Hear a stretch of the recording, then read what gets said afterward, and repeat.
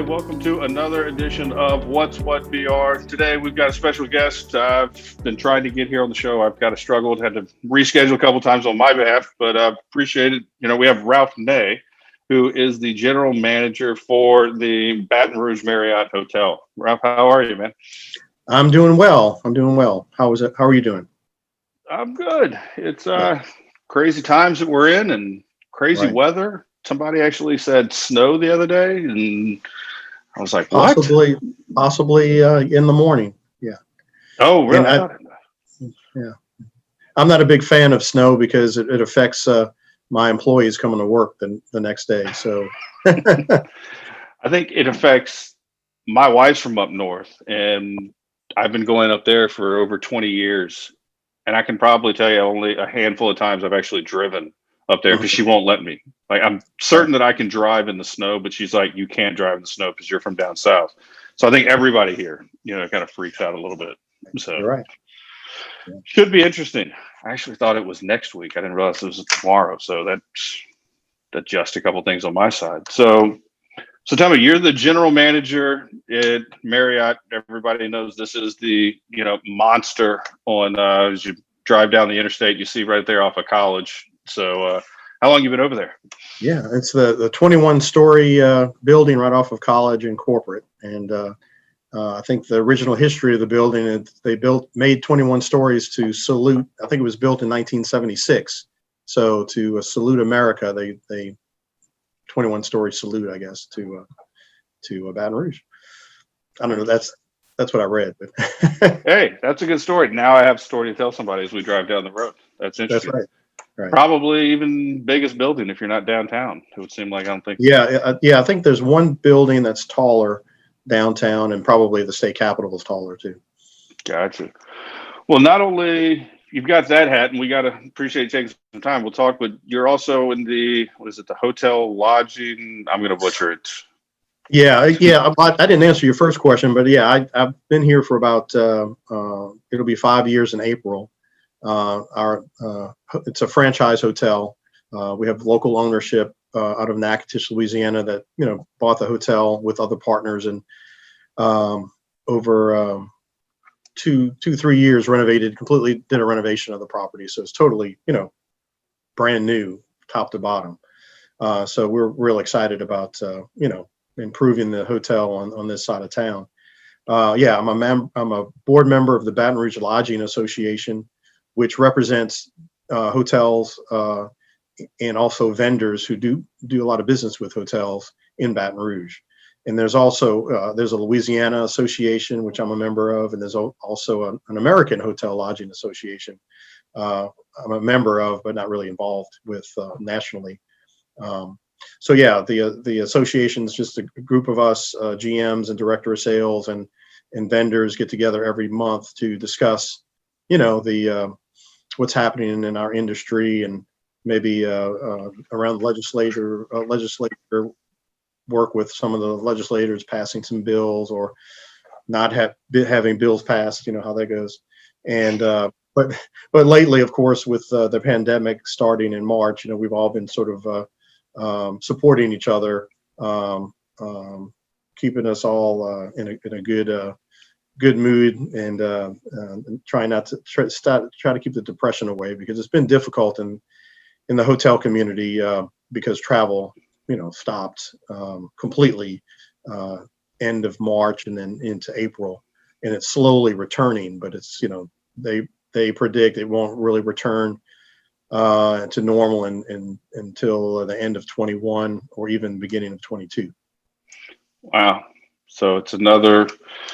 A lot of people have said as we've moved into 2021. I wrote an article. Everybody has talked about. I'm done with 2020, and so many people I talked to, it's like, well, what are you going to do in 2021? And they're like, I don't know. I didn't think about it. I've just been so ready to be done with 2020. Right. The article I wrote, I was talking about that there's not much different really right now. The calendar flipped, but at the end of the day, we still have some of the same struggles, if not even more right now. Right. That it's so much uncertainty, and it's kind of grim to hear that you've possibly got another year of this, as well as a lot of people. So, yeah. And I could give you a little background about the hotels in Baton Rouge. There's about 145 hotels in Baton Rouge, and I believe one is being built right now. It's going to be a Home 2 right down the street on I-10. But and that equates to about I think a little over 10,000 rooms, hotel rooms in town. So we're not a big market, but when the pandemic hit and shutdown started, most hotels stayed open in Baton Rouge. We're a little bit more diverse than just strictly a tourism city like New Orleans or convention city like I don't know, say like Las Vegas or Orlando, where they do a lot of conventions, not exclusively, but anyway, we have a little bit more corporate business travel, education, sports, leisure. And so in our corporate travel, because we have a big industry here, chemical industry and manufacturing industry, that piece of the puzzle, stopped immediately, and still has been slow to come back, because I think a lot of employers are not, sending their workers to travel just yet. They're doing the Zoom calls like we're doing now. And so it's been difficult, because that was our bread and butter business in Baton Rouge. It wasn't just one segment. It was mostly that segment, but a lot of other things as well.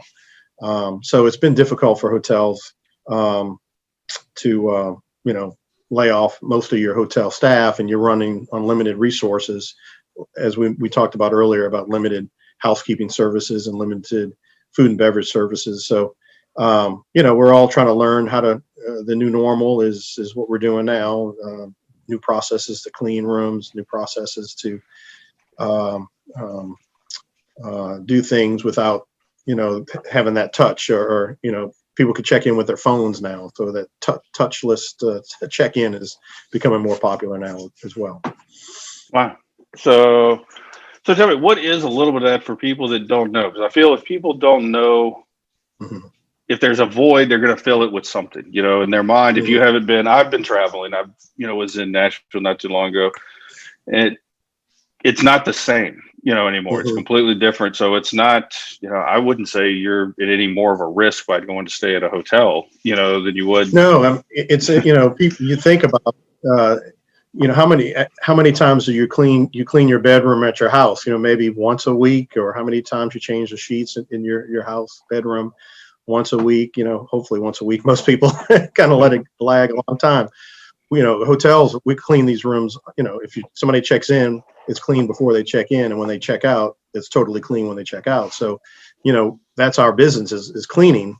We didn't really promote that before, because, it's sort of understood. You're gonna, that's a basic thing in a hotel. You want to have a clean room. Now, it's not only clean, but it's virus free. And, hotels, Marriott's and Hilton's and different brands have certain procedures to make sure those rooms are virus free, and also taking care of their employees, making sure they're not susceptible to any viruses, and the guests as well. So there's some chemicals that have changed to make sure that they clean the viruses are clean. Some time limitations, like it used to be we only would clean the room on the third day while you were here. Now it's 7 days. So we don't want to go into your room. We want to go into your room as little as possible because of that contact. You don't want to have that close contact. But if you request service, we'll definitely clean your room if you're not in the room. So we have to schedule when you're not in the room. So it's a different process on how to manage the housekeeping aspect of it.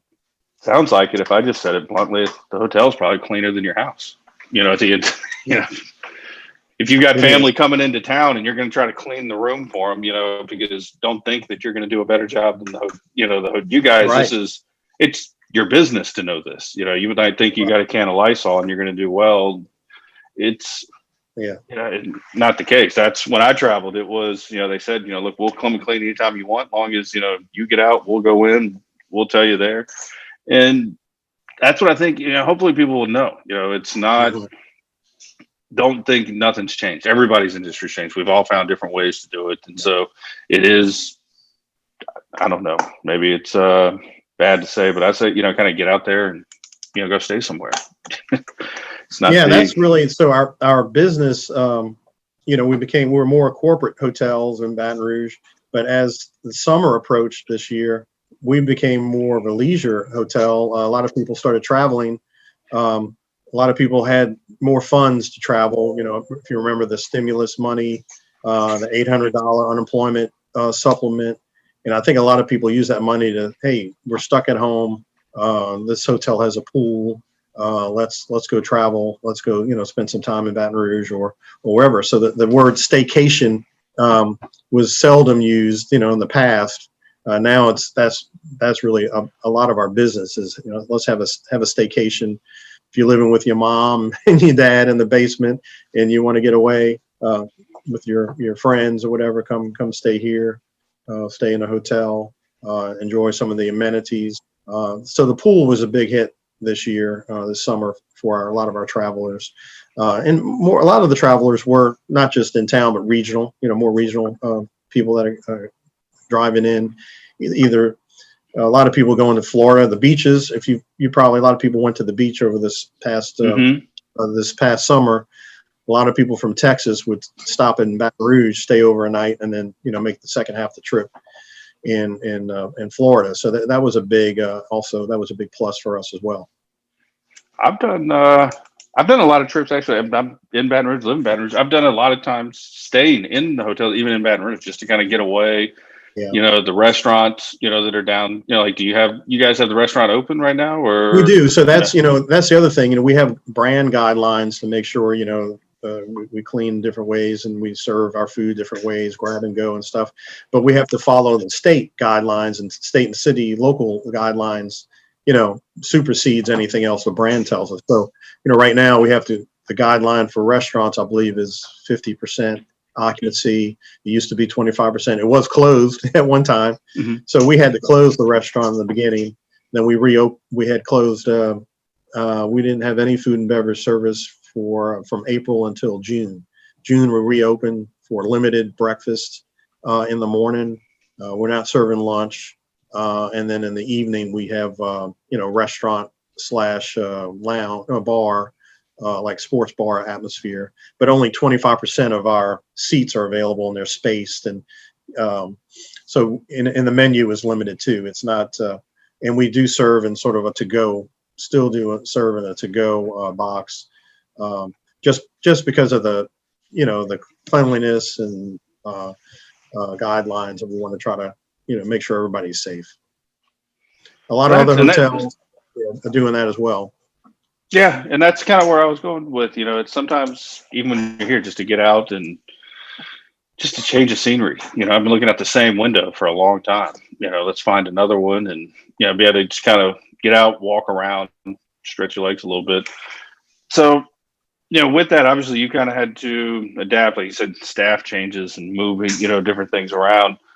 It's that's got to be that's got to be. I'm just trying to imagine, have the weight to have to carry, and how to do that, and what do we do next, and there's always been, and what I've always tried to stress interviewing and kind of talking with a lot of people is, you've said it 100 times, it's guidelines.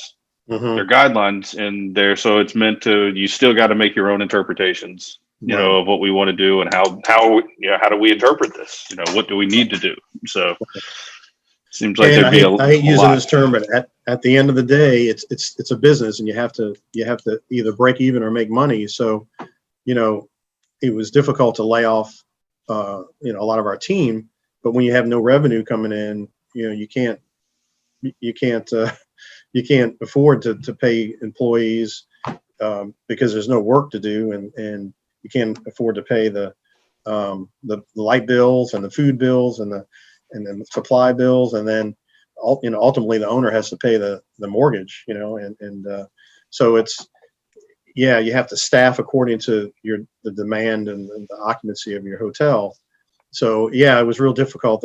Okay, in 2 weeks, we're going to furlough you for 2 weeks, and we'll see you in 2 weeks. So sorry, but we'll see you in 2 weeks. And then the 2 weeks was a month, and then the 2 weeks, the month was like, it's no longer a furlough, it's a layoff.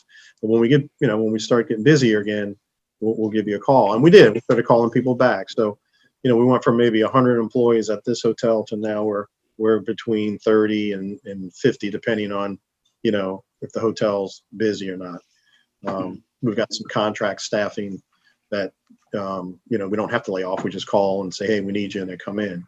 But for the most part, we have a lot of our employees back running the restaurant, cooking and checking people in and cleaning rooms, and some banquets are coming back as well. So it's good to bring back people. It's almost like a family reunion when people come back. Hey, it's welcome back. And you can't hug anymore, but we try to, it's good to see back.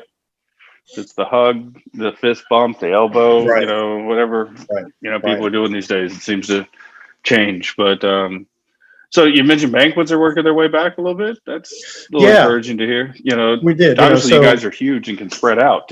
So. Yeah, our hotel has 300 hotel sleeping rooms. We have 20,000 square feet of meeting space, and our largest space, the ballroom, is about 6,500 square feet. So it's a nice space, but at one time pre-COVID, you could have a conference in there, a classroom style conference for over 200 people. But now with the spacing requirements, you can only do maybe 75. I mean, you can only have 2 people at a 6-foot table, whereas before you could have maybe 3 to 4. But now the tables have to be spaced, the people have to be spaced, and so that will double the cost of renting the room rental, because they only, before the pandemic regulations, you only needed maybe half the ballroom. Now you need the entire ballroom, and that's hard to fit in the budget. But like you said, people still need to meet and maybe certify their certifications renewed. They have to have class training, annual training. A lot of like chiropractors and lawyers and doctors and pharmacists have to, they still have to meet and train. Maybe they can't do it so much in a Zoom call. When phase 3 kind of went into effect, we were able to do more social events like weddings and limited type of parties and things like that. But as we went back to phase 2, I think all of the Christmas parties we had booked canceled. People just didn't want the liability of getting their workers and possibly infected with the virus. And so anyway, it's been a roller coaster year, but our banquets, we hosted 4 or 5 football teams at the hotel. And that, they usually fly into Baton Rouge Friday evening, have a game, a meal, have a late night snack, in the morning breakfast, and then a pregame meal, and then they play football. So that's been really good for us. Unfortunately, the hurricanes hit us after summer. Hurt a lot of, Baton Rouge was sort of lucky. We didn't really have a lot of damage like Lake Charles and parts of the other areas of the state. But we were able to benefit as a hotel and other hotels of some of the first responders and evacuees and FEMA workers and things like that. So, after the summer kind of ended, football, hurricanes kind of helped Baton Rouge a little bit better than other locations in Louisiana. New Orleans is still having a tough time with lack of tourism, but it's starting to build some momentum. Of course, Lake Charles is still damaged, but the casino hotels have opened, and they still do a lot of business from Texas and Louisianians to gamble. And Shreveport's been doing okay because they also have the casinos as well, and that draws from Arkansas and Texas. So, each city has its ups and downs. So I think Baton Rouge has been blessed to at least this past year. Normally, the city would do, in a typical year, about 70% occupancy of those 140 rooms or 10,000 room nights. 70% occupancy in a typical good year. This year, a lot of us were lucky to even get into to make it even 50%. A lot of us were in the 40s or at 40 or less occupancy. Wow, yeah, that's a hit. I'm picturing. You mentioned kind of we've been blessed, and I think think in a lot of ways we have, and a lot of people don't haven't seen it yet or haven't felt it yet, but it could be worse. I'm picturing that guy who's got the hotel on the side of the interstate in the middle of nowhere, just that Right. kind of one exit where he's maybe got, 30, 40 rooms. That guy, I feel for him. Yeah. There's nothing attracting people there. No. That's more of just the traveler hotel. So that could Yeah, be, it was interesting. A lot of owners I spoke to, since I'm also on another board, Louisiana Travel Association, which, a lot of all the hoteliers and travel professionals from different, like Visit Baton Rouge and Visit Lake Charles and such, they all meet together and report about their areas. And I've met a lot of owners in those areas, and you're right. Yeah, they either had to close their hotel, they had to give the keys back to the bank. Now they're kind of worried about giving the keys back to the bank that's starting off now. And also with the thing, people say, hey, what about the PPP loan? Why couldn't you get that? Some hotels were able to do the PPP loan, but it's like we didn't have any business. So you get the loan, you hire people back, but there's nothing to do, so it was kind of like restaurants too. It was sort of a bad idea. It was a great idea, but it's not working for hospitality, restaurants and hotels, because we didn't have the business to hire the people back to even, to pay these people. So I think this new legislation that passed, there's a little bit different, a modified version of PPP for hospitality entities, whether it's a hotel or restaurant. Yeah, I did see that they did have, I think it was hospitality, like entertainment, Right. for, if you have bands and those kind of things. I did hear, I think tomorrow, if I heard right, I think unfortunately New Orleans is going back to modified one, which is really sad and a little worrisome, being that they're so close, to us here, that Right. hopefully we don't have a knee-jerk reaction. But, tell me, with all that, going on, it's still, you guys are still open. Like you said, they can still come, they can grab a room, they can spend some time, Right. run down, to the bar, lounge, whatever, restaurant, grab something, watch a show, change a little bit of scenery, maybe a chance to get away, I think, and that's what people need to. Yeah. I mean, that's what we're advertising. Have, staycation come. We have different packages like, sip and shop. We were promoting that over the holidays, because we have a couple of good malls here. So we promoted that package, and we're probably going to promote a Valentine's Day package as well. We also have like a food credit, free breakfast, with your room. Have several packages, and I think that's what's going to be the future right now in hotels, is how do you bring people to the hotel? They've got to have a reason to come, and also what to do, like an itinerary of what to do while you're in Baton Rouge. Now, for the beach hotels, they've really, had some success over the summer, because you go into the beach. And when I went to Pensacola with my family, I think first time in like 3 years, hotel was busy, very busy. The whole area was fairly busy. And, but, it's hard to drive people, travelers, to maybe an area where there's nothing to do. But like you said, if you want to get out your house, you don't have the funds to travel too much, or can't get away, come to a local hotel, whether it's downtown or out this way, and go to Visit Baton Rouge, and there's a page like what to do, what to do in Baton Rouge, and there's like a 1 day or 2 day, 3 day itinerary that you could check out. Now, call ahead to those places, because they may or may not be open, but for the most part, most of the places are open. Yeah, I've talked to so many people, in the show, that have all, this has been bad, but there's a lot of good, and there's still a lot of things to do here in town. And if you think about it, and I was thinking about it as you were talking about it, to kind of maybe just jog somebody, to get them thinking, most of the time, if you do get out, go on a trip, visit, meet some friends, what do you normally do? You'll stay in a hotel, you'll meet down at the bar, you'll have a couple drinks, maybe you'll get something to eat, maybe you'll, go to a restaurant, check out a show, you'll come back, sit back at the bar, at the lounge, then go back to everything. As far as I know, you can still do all of that right now. And if you don't want to have to jump on a plane and go to Miami or do something like that, you can do that here. grab a group of friends and say, hey, let's just go run down, to the Marriott, Friday night. And, we're going to kind of reenact it, there. It's get a little sense you could feel a little bit of that normal again, probably minus the mask.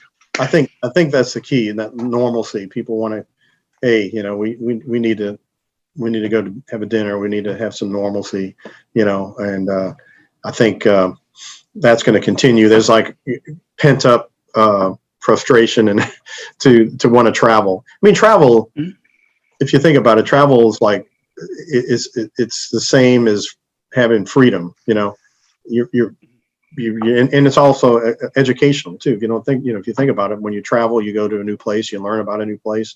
So there's a lot of people right now that love to travel, and of course they can't, maybe because of COVID concerns. But once maybe the vaccine starts reducing some of the numbers and people are a little bit less fearful of traveling, I think we'll certainly see more people travel by summertime. Yeah, well, I've told people I've had a cruise that got pushed off due to this, and I said I can't wait for them to open it back up. And some people are looking at me and go, "You're going to get on the boat?" And I'm like, "I'll be the first guy on." A, I'm so pent up, ready to go, and two, I can promise you that's going to be the cleanest boat ever at this point. And so everybody's had time to clean, get ready. Marriott requires us to put in a wipe, wipes in the room as well. We clean the rooms, and when you go in, there's like a little package of wipes. So I'm sure cruises will be doing that, ships will be doing that, and other hotels have been doing it.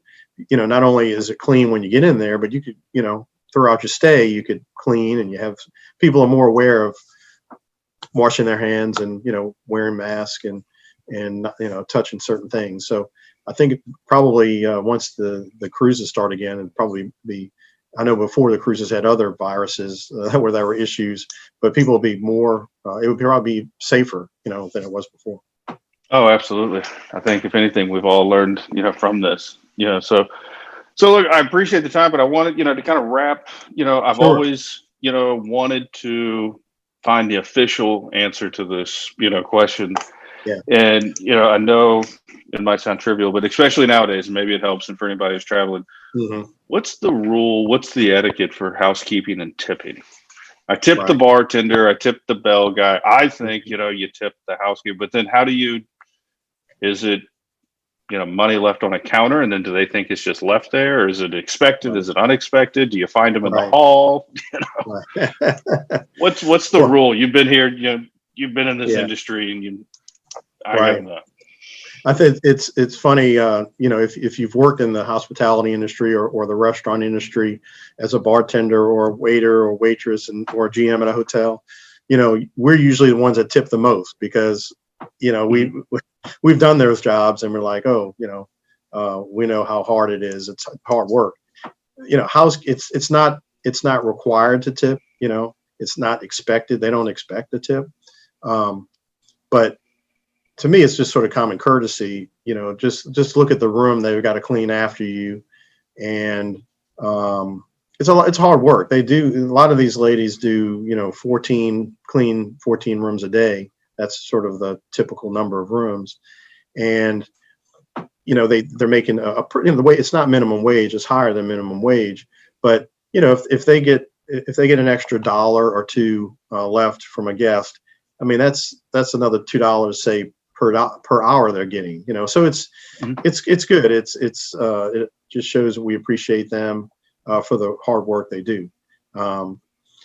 If you're a slob and you have a lot of trash in your room, you might want to tip a little bit more, but but it's look not at the required. room before you leave. Yeah. I mean, it's funny, again, I'm being a hotel manager. If I stay in a hotel, I've got everything in a trash bag. I've got all my towels in one corner. They hardly have to do anything, and I still tip them. It's just who I am, and I think a lot of hoteliers and people do that as well. Well, that solves the old question that I've wanted to know of. Do, don't, how you do it there. So I think that's the answer. So as you leave, turn around and look back and ask yourself if you really want to clean this mess. And if you say no, then you need to leave a bigger tip. Yeah, right. So, And these ladies, they work hard, and now in the environment of COVID, they're walking into a situation now. They have masks, they have gloves, but they're it's we're essential workers, and we're thankful for them. But it's a situation where you've got a lot of someone stayed in that room, and so they've got to make sure that the room is clean for the next person, but they got to make sure they don't get infected with any virus as well. So absolutely. Well, Rob, takeaways, everybody hopefully remember, that big 21-story building. We know, and why it's 21, floors now, right. and it's local. This is, local people working the hotel, local ownership.